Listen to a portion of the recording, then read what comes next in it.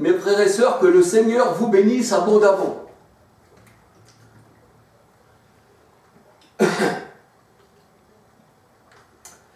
Aujourd'hui, je voudrais vous parler sur un sujet qui me parle, eh bien, des vêtements.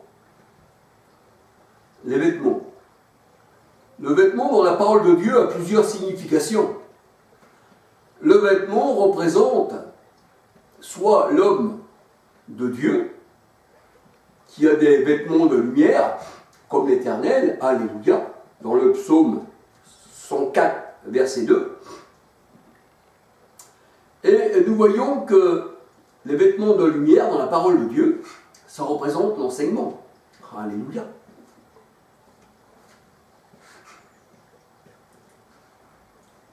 Alors, les vêtements pour le Seigneur ne sont pas considérés comme... Les vêtements pour le Seigneur ne sont pas considérés comme les hommes, eh bien, les considèrent. Parce que quand on parle de vêtements à certaines personnes, elles voient le vêtement littéral, physique, que l'on met, ou que l'on lève. Et il y a des personnes... Quand elle voit des autres personnes habillées en cravate, avec quelques, on va dire, bijoux, des bagues aux doigts, assez remplies de diamants, d'or, grosse chaîne autour du cou, en or, des chaussures à un prix exorbitant, elles se disent en elles-mêmes, je voudrais bien être l'ami de cet homme.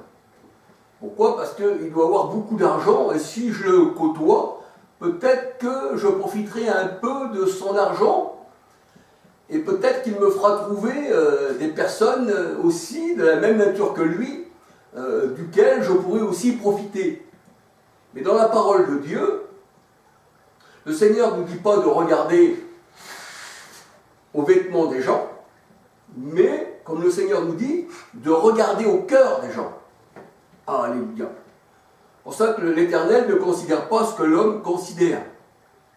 Même que l'homme, il est bien habillé, même qu'il aurait une cravate, même qu'il serait au sommet, eh bien, on va dire, de l'Europe, hein, ça serait quelqu'un qui présiderait l'Union européenne, habillé, ben, le Seigneur, il ne le considère pas. Le Seigneur ne considère pas ce que les hommes considèrent.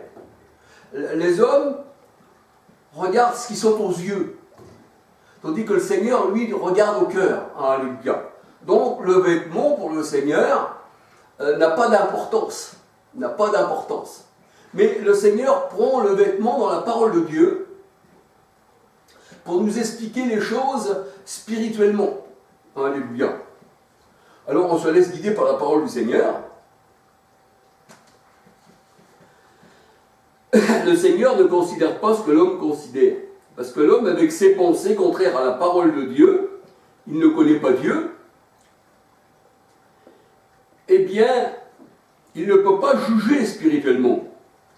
1 Corinthiens 2, versets 12 à 16. Parce que l'homme charnel, il est ennemi de Dieu par ses pensées. C'est pour ça que le Seigneur a dit, vos pensées ne sont pas mes pensées et vos voix ne sont pas mes voix. Alléluia. Et nous voyons aussi dans Matthieu 16, versets 20 à 23, que la mauvaise pensée, eh bien, c'est la pensée contraire à la pensée du Christ. Or, nous avons la pensée du Christ. Alors, on va parler des bergers. Vous avez des bergers qui appartiennent au Seigneur, tel que Pierre. Pierre qui fera paître mon troupeau, qui disait le Seigneur. Ça, c'était les vrais bergers. Mais vous avez des bergers, des faux des faux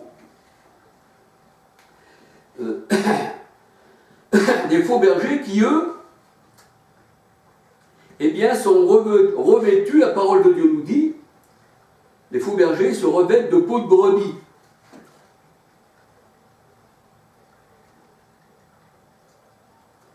Pourquoi? Parce que la parole de Dieu, elle dit, ces faux bergers-là se revêtent de peau de brebis. Pourquoi qu'elle a une peau de brebis? C'est parce que déjà, elle l'a tué, la brebis. et elles sont revêtues de cette peau. Parce que les loups ravisseurs, les faux bergers tuent les brebis. Ils déchirent les brebis, dit le Seigneur. Et ça représente, les loups, ça représente, dans Ézéchiel 22, 25, et puis quand on lit toute la suite, d'Ézéchiel 22 à 25, avec tous les versets qui suivent, on voit que c'est des loups, que c'est des lions qui déchirent, c'est des chacals, c'est des faux prophètes. Ils se revêtent de peau de brebis. Donc, ils ont dans un sens encore spirituel, ça veut dire qu'ils les gardent, ces brebis, justement parce qu'elles mangent leur chair et elles se revêtent de leur peau. C'est un peu comme ils reçoivent, on voit dans les réunions, qu'ils reçoivent la dîme, voilà. Et les gardent spécialement parce que ça rapporte. Si ça ne rapporte rien, prenez n'importe quel berger, hein, même physiquement, un berger dans un champ, il ne va pas dire je prends mes brebis là parce que je les aime, je vais travailler pour eux toute ma vie, mais ils ne me rapportent rien et je vais les garder pour rien. Aussi bien que les bœufs, dans la parole de Dieu, 1 Corinthiens 9, qui représente aussi spirituellement les ouvriers de Dieu, c'est-à-dire comme Paul, tout ça. 1 Corinthiens 9, alléluia. Donc on voit qu'ils gardent des brebis spécialement pour se nourrir et s'en revêtir. Et ils mangent leur chair. Mais ils ne sont pas là pour leur donner une bonne nourriture et les engraisser et les emmener au divin berger qui est le Christ. Alléluia. Alors on va regarder dans Ézéchiel. Ézéchiel 34. Oui, Ézéchiel 34. On va commencer au verset 1. Au berger infidèle d'Israël. Ceci est l'entête de ce que je lis. Hein, je vois au-dessus de Ézéchiel 34, il y a une en-tête qui écrit « Message au berger infidèle d'Israël ». Israël, selon la chair, hein, 1 Corinthiens 10, 18. La parole de l'Éternel me fut adressée en ces mots. « Fils de l'homme, prophétise contre les bergers d'Israël. Prophétise et dis-leur aux bergers. Ainsi parle le Seigneur éternel. Malheur aux bergers d'Israël qui se paissent eux-mêmes. » Ils se paissent eux-mêmes, ça veut dire ils vous enseignent un enseignement qui est faux, et quand ils se paissent eux-mêmes, ça veut dire que paisser, ça veut dire manger, et ils se donnent à manger les uns les autres, comme le Seigneur il dit dans sa parole, dans Marc 7, eh bien ils ont abandonné la loi de Dieu pour des traditions des hommes. Donc, quand tu manges la poussière, tu te nourris de ce qui est de l'homme.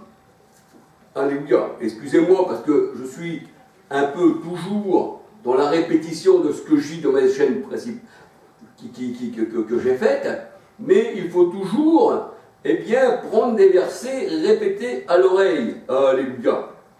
Alors, la parole de Dieu, elle nous dit, dans Ézéchiel 34, verset 2, « Malheur aux bergers d'Israël qui se paissent eux-mêmes.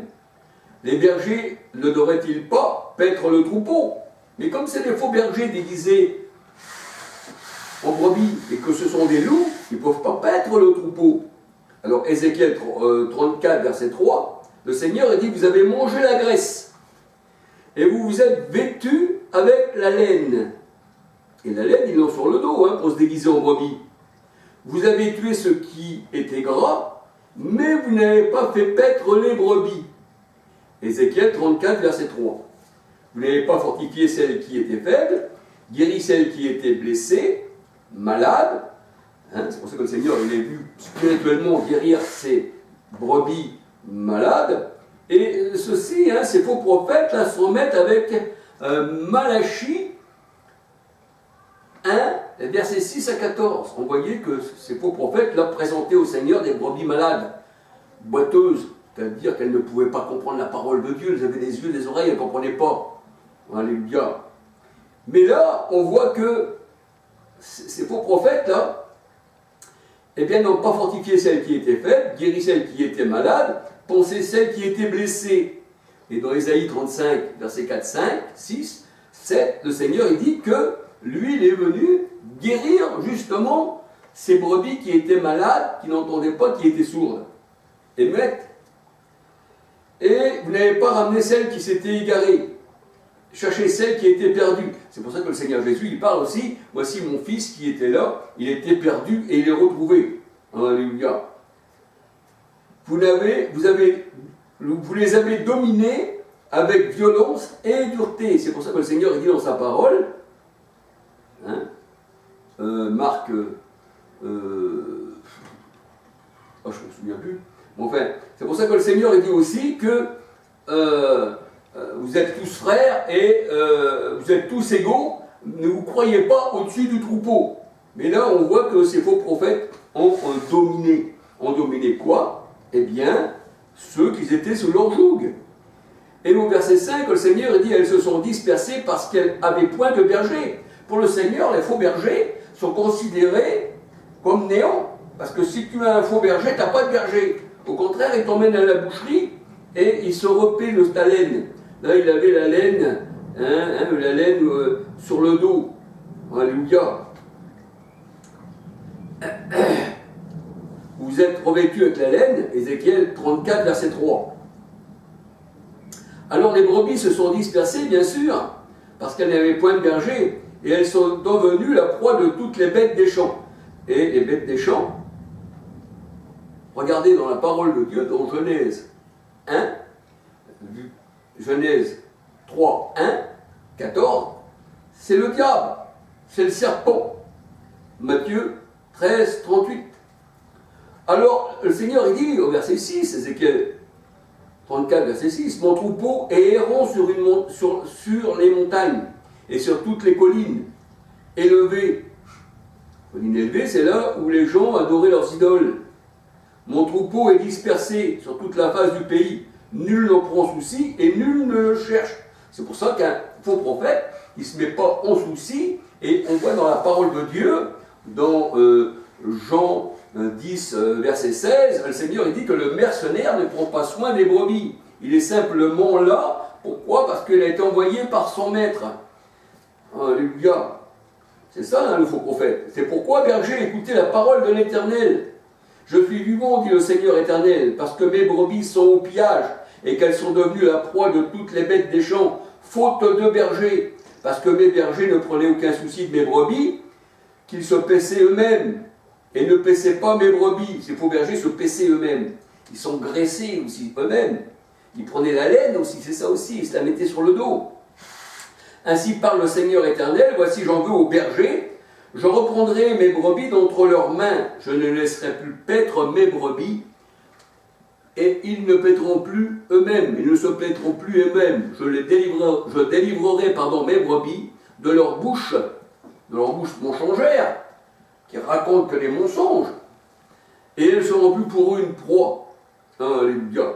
Et là, on peut lire encore, pour les bergers, on voit que Ézéchiel 34, 31, on peut tout lire, tout Ézéchiel 34, et arriver au verset 31, « Vous, mes brebis de mon pâturage, vous êtes des hommes, moi je suis votre Dieu, dit l'Éternel, et mes brebis, eh bien, ne se laisseront plus aller au pillage. » Alléluia.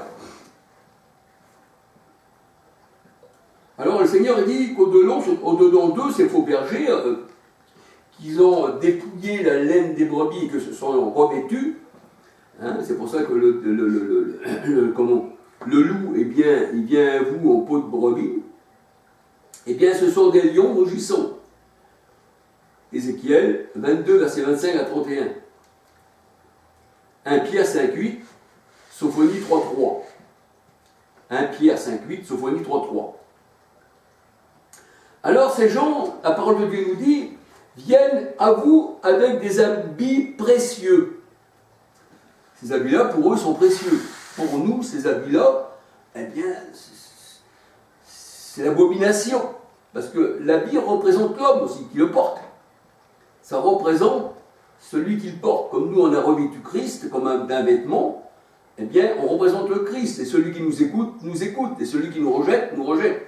Tandis que ceux qui écoutent, ceux qui ont des habits précieux, comme les pharisiens, leurs habits symbolisent le caractère, la peau revêtue de brebis sur leur dos qui à l'intérieur est un loup, eh bien ça symbolise leur caractère de loup. Alors elle est précieuse pour eux, pourquoi? Parce que cet habit est précieux, pourquoi? Parce que il peut perdre avec cet habit précieux pour eux. Voyez-vous, c'est précieux, c'est un piège pour eux. Et les pièges sont précieux pour ces gens-là. Ils attrapent eh bien, au piège eh bien, ceux qui n'appartiennent pas au Seigneur et qui n'ont pas la faculté de comprendre spirituellement la parole de Dieu, et ils sont facilement piégeables. Matthieu 7, versets 15 à 23. Matthieu 7, versets 15 à 23. Alléluia. On va regarder dans Matthieu 7, versets 15 à 23. Matthieu 7, versets 15 à 23. Matthieu 7.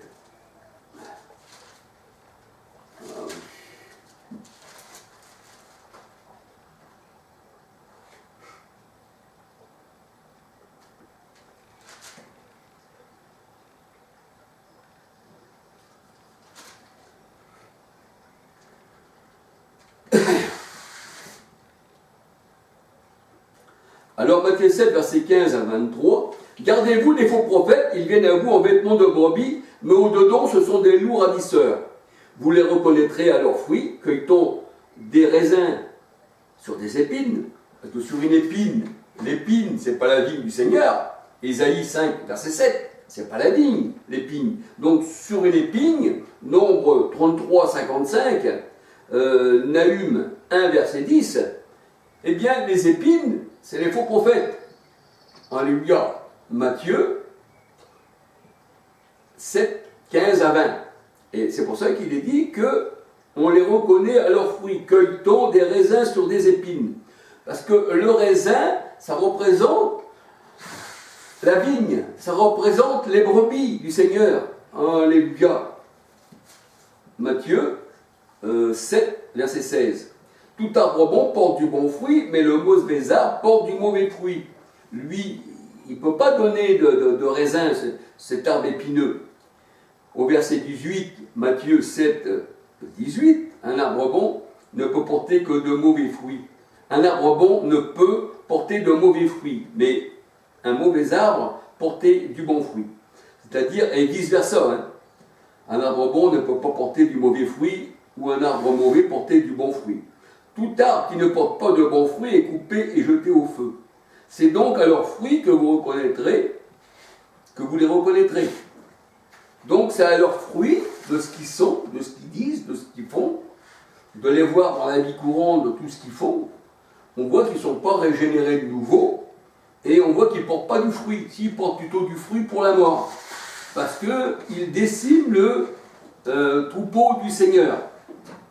Et celui qui se met contre le Seigneur, qui détruit le troupeau, eh bien c'est l'ennemi, c'est Satan. Alléluia. Il détruit le troupeau et pour cela il se déguise. Et on les voit tous dans les religions. On les voit tous dans les religions, on les voit tous dans l'écuménisme. Ils sont tous déguisés là-dedans. Ils se mangent même les uns les autres parce que dans ces religions-là, dans ces troupeaux-là, c'est pas les troupeaux du Seigneur ça. Mais ils essayent aussi d'aller dans le troupeau du Seigneur, de ceux qui marchent selon la parole de Dieu, et essayer eh bien, de les déchirer. Alors ils viennent avec des habits précieux, et qui l'habit précieux eh bien, symbolise, hein, c'est vrai, leur caractère. L'habit précieux représente l'homme riche, qui est riche pour lui-même, mais pas pour Dieu. Jacques 2, 1, verset 17. Alors, dans Jacques 2, 1, verset 17, nous allons regarder la parole de Dieu. Jacques 2, 1 à 17. Jacques 2, 1 à 17. Alors, qu'est-ce qu'il est dit? Mes frères, que votre foi en notre glorieux Seigneur Jésus-Christ soit exempt de tout favoritisme. Parce que la parole de Dieu nous dit qu'il n'y ait pas de favoritisme. On est tous des hommes. Alléluia. Et on ne doit pas avoir du favoritisme. Alléluia. Bien sûr, on doit avoir du favoritisme pour l'assemblée de Dieu et haïr l'assemblée des méchants. Mais dans l'assemblée de Dieu, quand il y a même un enfant de Dieu qui rentre, mais même s'il serait, pour les hommes, salement habillé, qui serait sale, salement habillé, eh bien on ne va pas le rejeter. Parce que le vêtement, comme je vous dis, ça représente la richesse, mais ça représente l'homme orgueilleux, ça représente la grande prostituée dans Apocalypse 17, le vêtement luxueux, paré de pourpre. Et on voit que c'est une prostituée, elle est posée sur les royaumes, elle est assise sur tous les royaumes. On va y revenir plus tard. Mais là, la parole de Dieu nous dit, mes frères, dans Jacques 2, verset 1, on va lire jusqu'à 9, Jacques 2, 1 à 9. Mes frères, que votre foi en notre glorieux Seigneur Jésus-Christ soit exempte de tout favoritisme. Supposez en effet qu'il rentre dans votre assemblée un homme avec un anneau d'or. Et on voit que les papes aiment bien les anneaux d'or. Ils ont des habits somptueux. Ils ont des habits qui valent je ne sais pas combien. Et on voit qu'ils ont au doigt des anneaux d'or. Ils se font embrasser la bague. Alors supposez en effet qu'il rentre dans votre assemblée un homme avec un habit magnifique, luxueux, avec un anneau d'or. Et qu'il y rentre aussi un pauvre misérablement vêtu. Misérablement vêtu. Alors Jacques 2, verset 3. Si tournons vos regards vers celui qui